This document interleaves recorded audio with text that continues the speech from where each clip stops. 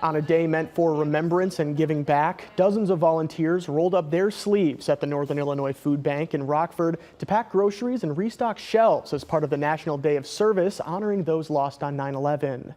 Organizers say nearly 100 people joined in Thursday's effort to help prepare food for thousands of families across the region.